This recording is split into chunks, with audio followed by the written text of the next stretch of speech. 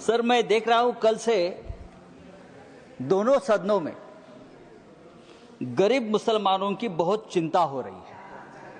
अचानक इतनी चिंता हो रही है कि मुझे डर लगने लगा है, और मुसलमान भी डरे, हिंदू भी डरे हैं कि इतनी चिंता गरीब मुसलमानों की क्यों हो रही है। रिजू जी, मैंने आपका भाषण सुना, फिर गृह मंत्री जी का भाषण सुना। मुसलमानों की इतनी चिंता बैरिस्टर जिन्ना भी नहीं करते थे। बैरिस्टर मोहम्मद अली जिन्ना ने भी कभी इतनी चिंता मुसलमानों की नहीं की थी, वो आप कल से कर रहे हो। मुझे तो लगा कि बैरिस्टर जिन्ना का कब्र से आत्मा उठकर अपने शरीर में घुस गया। ऐसा मत करो। हमें पहले लगता था कि हम सब मिलकर एक हिंदू राष्ट्र बना रहे हैं, लेकिन आपका भाषण, ये आपके सब देखकर मुझे लगा आप हिंदू पाकिस्तान बनाने जा रहे हो। ये सर, जिस तरह से ये आपने ये बिल जो आप लेकर आए हैं, ये लोगों का ध्यान भटकाने की एक रणनीति है। कल ही प्रेसिडेंट ट्रंप ने हिंदुस्तान के ऊपर 26% टेरिफ का आक्रमण किया, पूरा सबको डुबा दिया। तो ये असली मुद्दा जो है, उसी दिन आपने ये बिल लेकर आए हो, उसी दिन डाइवर्ट करने के लिए, उसी दिन चर्चा होनी चाहिए थी कि ये बिल जो प्रेसिडेंट ने, जो ट्रंप ने जो टेरिफ लगाया, उसे हमारे देश के ऊपर क्या प्रभाव पड़ेगा, हमारी अर्थव्यवस्था गिरेगी, हमारा रुपया गिरकर मर जाएगा। ऐसी बहुत सी बातों का जो ध्यान जनता सोच रही थी, तो आपने ध्यान हटा दिया और हिंदू मुसलमान के मुद्दे पर वापस आपने ध्यान ला कर दिया। जब भी बेरोजगारी, महंगाई, आर्थिक मुद्दे आते हैं, तो आप इस प्रकार के धार्मिक मुद्दे लेकर आते हो और 2 दिन, 4 दिन, 5 दिन चर्चा आप कर लेते हो। सर, गरीब मुसलमानों की बात आप लोग कर रहे हो, करोड़ों गरीब मुसलमानों के हित की बात आप कर रहे हो। आपको मुसलमानों की चिंता कब से होने लगी? या आप ही लोग हैं मुसलमानों को चोर बोलते हो? आप ही लोग हैं मुसलमान आपकी जमीन छीन लेंगे, आपके गले का मंगलसूत्र खींच लेंगे, आपके गाय बैल उठाकर लेके जाएंगे। मुसलमानों के, महाराष्ट्र में मुसलमानों के मटन के दुकान से आप मीट मत खरीद लीजिए, मुसलमान देशद्रोही है, टेररिस्ट है, बटेंगे तो कटेंगे। अभी आप लोग मुसलमानों की संपत्ति की चिंता कर रहे हो, आप लोग मुसलमानों की संपत्ति के रखवाले बने हो।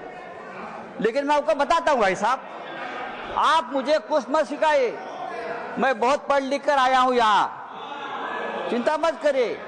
मैं हिंदुत्व भी पढ़ा हूं और सब कुछ पढ़ा हूं, और आप अभी नए मुल्ला बन गए हो हिंदुत्व के। आप हमें मत सिखाइए, हमारा जन्म हिंदुत्व के काम के लिए हुआ है। कल गृह मंत्री जी का भाषण में सुन रहा था, गृह मंत्री बोल रहे हैं कि हम 2025 के पहले वाली जो मस्जिद, मदरसे, दरगाह को हाथ नहीं लगाएंगे, लेकिन जो रिक्त जमीनें हैं उसे बेचकर गरीब महिलाओं का, मुसलमान महिलाओं का कल्याण करेंगे, उनमें पैसा बांटेंगे। रिक्त जमीनें, तो आखिर आप बेचने खरीदी के बात पर आ गए। जिसका डर था कि जमीन बेचेंगे, जमीन खरीदेंगे, या ये जो आपका मूल उद्देश्य है, बिजनेस, व्यापार, उसके ऊपर आए, आप चुप नहीं बैठेंगे, आप जमीन बेचकर ही रहेंगे। धारावी का जो हो गया है अयोध्या में 13,000 एकड़ जमीन का घोटाला हुआ है। मैं राम मंदिर का नाम नहीं लूंगा। अयोध्या में 13,000 एकड़ जमीन का घोटाला हो गया है। केदारनाथ में 300 किलो सोना गायब हो गया है। आप हमारे हिंदू धर्म की जमीन का रक्षा नहीं कर पा रहे हो, अभी आप मुसलमानों की जमीन की रक्षा करने की बात कर रहे हो। सर, डिफेंस की जमीन आपने बेच दी अयोध्या में, किसको बेच दी? तो आपका पूरा ध्यान जो है, ये जो 2 लाख करोड़ की जमीन है, प्राइम लोकेशंस, वो किसको देने वाले हैं आप? या तो खरीदने वाले एक ही, बेचने वाले भी दो है, खरीदने वाले भी एक है। तब अगर आपको जमीन की चिंता है, अगर आपको जमीन की चिंता है तो हमारे कश्मीर पंडित ही है, अब कश्मीर के हमारे पंडित भाई है, 40,000 कश्मीरी पंडित की अब तक जमीन नहीं मिली है, घर नहीं मिला है। आप उनकी चिंता करो, उनकी घर वापसी नहीं हुई है कश्मीरी पंडितों की, आप उनकी चिंता करो। सर, लद्दाख में चाइना घुसकर हमारे जमीन पर कब्जा कर बैठा है, 40,000 वर्ग किलोमीटर। आप हमारे चाइना के जो कब्जे में जमीन है, आप उसकी चिंता करो। आप हाँ दीजिए, हम रक्षा करेंगे, हमारा देश है। तो ये जो आपने एक बिल लाया है संजय जी, ये जो आपने बिल लाया है, वो आपका उद्देश्य साफ नहीं है। आप वो जमीन का व्यवहार करना चाहते हैं। अभी तो बड़ी बड़ी बातें, मीठी मीठी बातें आप करते हो, लेकिन आप व्यापारी लोग हो। व्यापारी लोग ऐसे ही करते हैं, मीठी मीठी बातें करते हैं और फिर ये सब बेचकर भाग जाते हैं। नीरव मोदी जैसे जो आपके ही लोग हैं, विजय मल्ल्या, मेहुल चोकसी भाई साहब। तो मैं आपको बोल रहा हूं, ये जो बिल लाया है, thank you Sanjay ji, thank you. ये बिल हमारे समाज के हित में नहीं है, हमारे देश के हित में नहीं है।